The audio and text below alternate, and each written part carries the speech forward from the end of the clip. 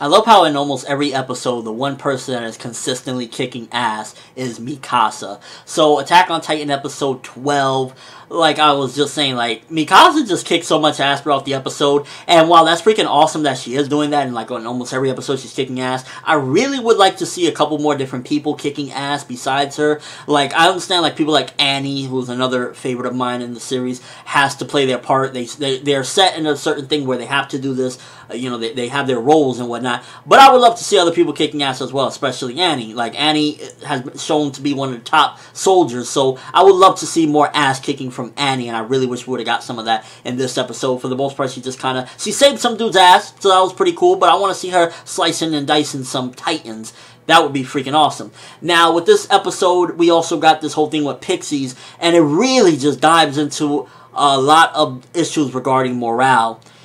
Pixies, yes, he sent people to get slaughtered, pretty much. He knew that a lot of these people were going to die, and at the end of the day, it's like, well, what do you do? Like, is it, at the end of the day, morally correct to send people to their death for mankind's future?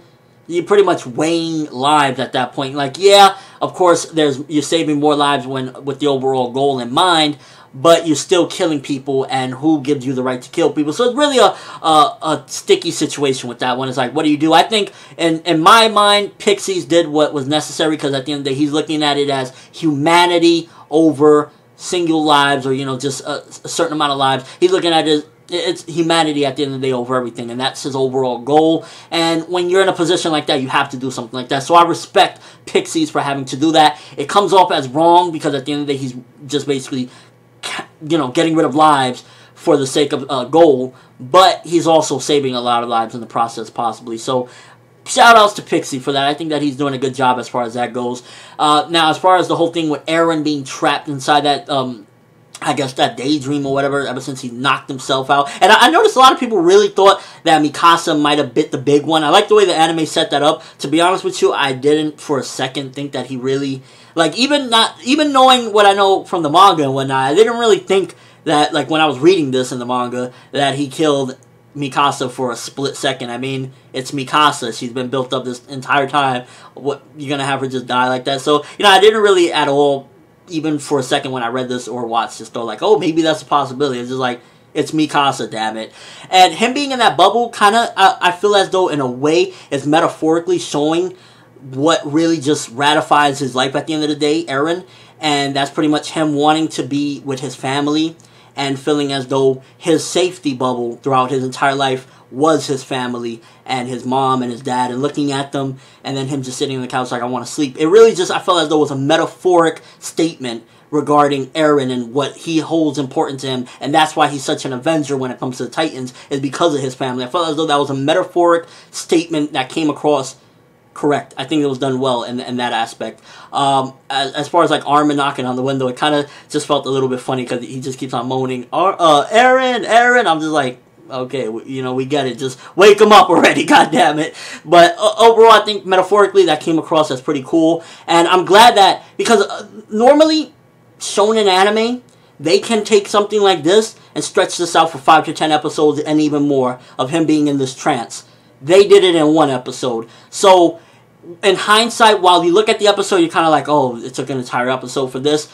Compare this to any other shonen out there, this would be in the back burner for like 5, 10 episodes, and then all of a sudden he would wake up. So I think they did a good job pacing-wise in that aspect. When you look at it like that, it's like, okay, you know, it took an episode. Other series would take 5 to 10. Which one would you rather do? So I look at it like that, and I'm like, okay, it was understandable that it took pretty much the entirety of the episode to get Eren out of this trance, because he pretty much seemingly is out of it for the most part, unless he's gonna, you know, somehow attack Armin, which I highly doubt at that point. It's like, you know, it seems as though he got to him with that speech. And my favorite part of the entire episode, hands down, was when it looked like Eren was going to go Super Saiyan, when he was just like filled with that rage, thinking about the Titans and getting revenge and going to the outside world.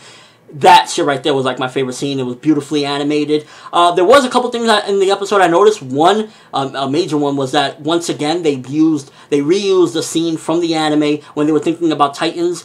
There was a specific scene, and you see the opening, some of the openings. So again, that just kind of demonstrates that they are having some issues regarding production. And from what I understand, pretty much, it's not that they lack money, is that they lack animators. So that's why they're doing things like that, and why episode 14 is going to be a recap, which it kind of is a letdown, but it's not that big of a deal. I mean, yes, it was a reused animation from the opening, but it didn't affect the episode really or anything. Now, Gene running. This whole thing with Gene running, and since he doesn't have the 3D gear, he really couldn't do much, so he had to hide. It really demonstrates that they need more. They need more than just this 3D gear to get by, because it just really demonstrates that without the 3D gear, they're fucked. They gotta use good old legs to get by, which, you know, in any normal circumstances, like, okay, use your damn legs and run. But not when giants are freaking chasing you. So I would like for them to, in the future, if they get an opportunity, invent something so where if the 3D gear craps out, maybe they can do something else, because I think that would be appropriate. It's like, look at Gene, he's running for his damn life. I feel bad for the dude, and when that Titan gets him, he might not show any mercy, you know what I mean? Because Titans aren't merciful. Overall episode, while it didn't accomplish too much, I felt, aside from pretty much Eren getting out of, like, you know, that trance and whatnot, it mainly just had, like, Mikasa kicking ass and, you know, Gene running for his life.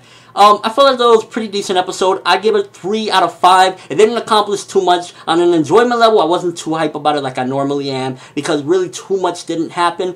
But it did accomplish a couple different things, and overall, it condensed the amount of time it would take any other shonen anime or shonen manga to do what it did in one episode. So, props to that as well. Let me know what you think of the episode. First of all, is Gene done for? Do you think Gene is done for? Also, from the last episode, did you really think Mikasa was gonna bite the big one with that? I mean, I don't know. I just never saw it at all anytime that I watched it or read it. So, let me know about that.